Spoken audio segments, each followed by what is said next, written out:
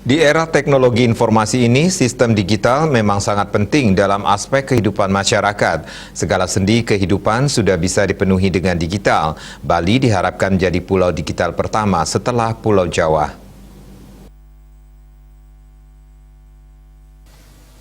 Wakil Gubernur Bali Cokorda Oke Arte Ardana Sukawati mengatakan pandemi COVID-19 ini telah mengubah tatanan kehidupan masyarakat.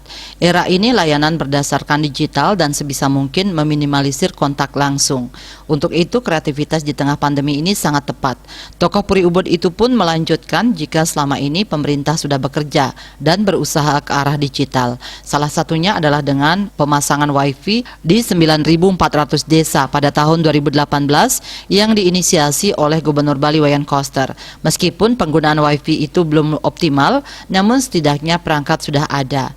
Wagub Co Aceh menambahkan kegiatan Bali Startup Summit diharapkan akan menjadi ajang pertemuan kalangan pelaku startup, mahasiswa dan pelajar.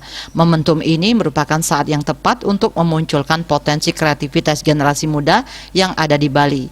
Ini merupakan peluang bagi UMKM atau startup bisnis lokal yang ada di Bali untuk mengkomersialisasikan produknya agar dapat bersaing dengan produk nasional dan internasional serta mendapatkan manfaat bagi pertumbuhan perekonomian Bali.